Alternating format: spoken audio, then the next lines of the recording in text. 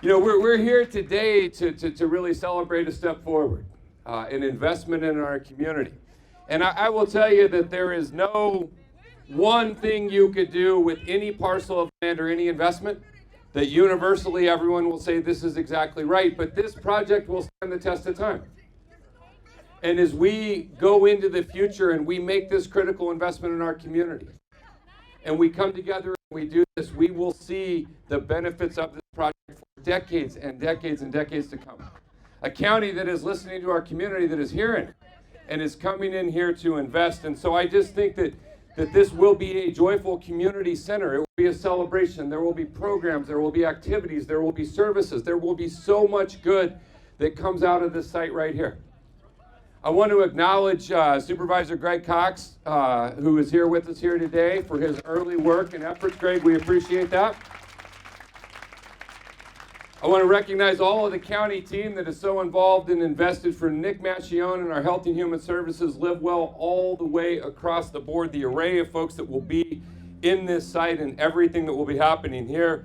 I want to thank in particular our Technical Advisory Committee, Pat Bevlin, who is here, Jonathan Tanya Lapua, Ken Marlborough, my good friend, Pastor Jesus Sandoval, Cecil Stepp, of course, Anna Masivia, Ellen Nash, the chair of our Human Relations Commission, and so many others. Let's give them a big round of applause and appreciation for all of their hard work. For all of their hard work. I know we heard, Councilmember Montgomery Stepp and I heard from the community at the outset, hey, there's some things we need changed. There's some things we need moved in a little bit different direction. We actually sat right across the street here for a whole half a Saturday hearing from folks and additional engagement. And there were so many folks that have been brought into the consultation process around what it should look like and what size it should be and what the configuration should be. And I want to read off a few of the groups that have been so instrumental in helping us get here today as a part of the engagement process.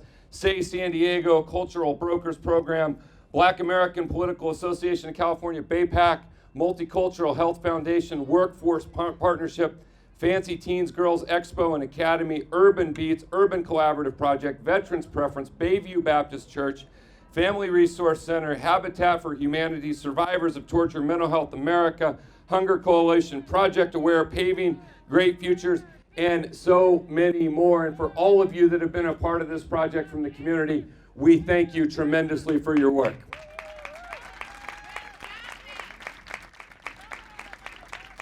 We also, part of the Tubman Chavez Centers, recognizing the historic nature of what that's meant and making sure that we fulfill that same community. The murals behind us that are a part of this will be incorporated into the public lobby of the new Live Well Southeast Center.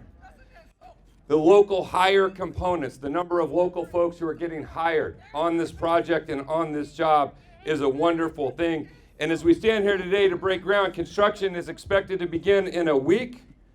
And it says here, should be completed by summer of 2023. It will be completed by summer of 2023. We will get this project done by summer of 2023, which is moving rapidly for a building of this size. 65,000 square feet, including 4,000 square feet of dedicated community space.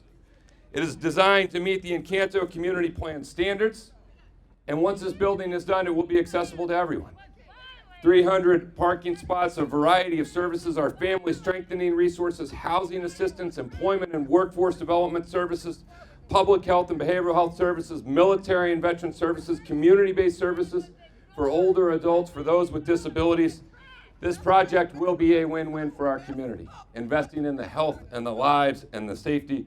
And I am so excited to be here today to see this move forward, and I can't wait to see everything that is yet to come. So let's give a final round of applause, all of you here who have worked so hard today to get us to this point. And with that, I want to introduce my colleague, my friend, someone I have tremendous respect for, a true leader, not just in the 4th District of the city, but throughout our San Diego County region. Let's please give a warm, wonderful welcome for Councilmember Montgomery Stepp.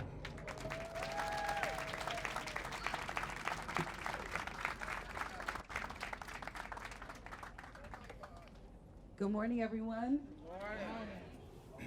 It's really good to see each and every one of you. those of you who are in support of the center and those of you who are not.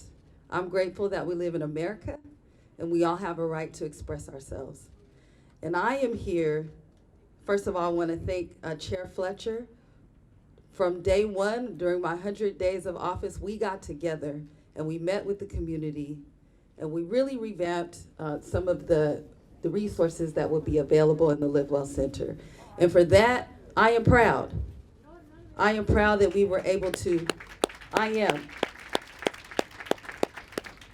proud that we will have a building where community can access meeting space, quality employment, financial assistance, quality health care and medical insurance, wellness services, food security and nutrition, restorative justice services, and services for the differently abled and our military veterans. I think that's something we can all be proud of.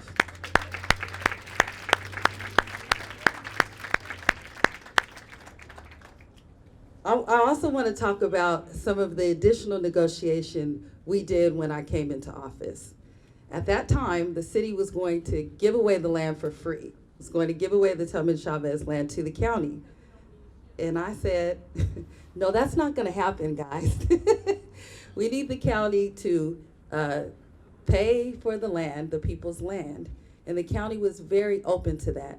And with the money that we received, we were also able to create important infrastructure improvements across the 4th Council District. We will see traffic calming measures in our Rolando Park neighborhood, basketball court lighting at our Martin Luther King Recreation Center in our Skyline Hills neighborhood, purchasing properties to activate the Imperial Avenue corridor, and over $1 million in funding for the construction of new sidewalks in our Paradise Hills and Hamashaw Lamita Village neighborhoods that they have been asking for decades. This is a win for every part of our district. A groundbreaking is such an important project milestone because shovels in the ground today means local construction jobs for our community that can help boost our local economy. And my office has also been working to create a community communications team with the goal of tackling the spread of misinformation and disinformation, opening the doors of City Hall and making it easier for our residents to know what's going on, not only with this project, but across the 18 neighborhoods that make up the 4th Council District. As you can see, there's a lot going on right now. We must create our own narrative around the Southeastern Live Well Center, and I challenge each of us to be community communications ambassadors and help to spread accurate information in our circles of influence.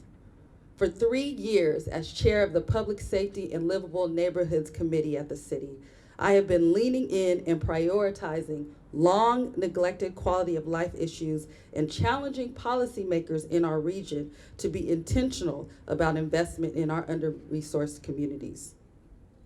And I also would like to take a moment to thank the County Board of Supervisors, PCL Construction, and Steinberg Hart. Thank you for your commitment to public outreach and inclusion.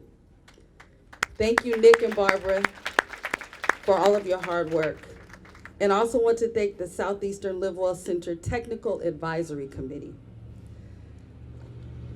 In closing, I just want to say this to everyone. My grandmother raised 4 kids on her own in Bay Vista Apartments. She would have to go to centers like this. So when I understand the desire and the need for my community members to have more business in our community. And we are constantly working on that. But when I hear triggering words like welfare mom, probation this, probation that, you're talking about my grandmother. She would have had to use the resources in the Live Well Center. And what she did was instill in her children the ability to do better than she did. And that's what this community is about. This community is about helping that single mom who may have nowhere else to turn, about helping that young person who is on probation, who wants a better life. We have a responsibility not only to have economic development, because we have a grave responsibility for that. As I said, you can look around and see that's a dire need. but we also have a responsibility to care about one another. And we haven't always been where we are now. I'm not doubting that you care. I'm not doubting that at all. I'm reminding myself how important this resource is and will be for our community on all different levels. So with that, I want to thank everyone. This is why I support the center. I believe it will be a beacon in the light of hope of who we are as a community and our heart for our people. Thank you very much. I appreciate you having me here this morning.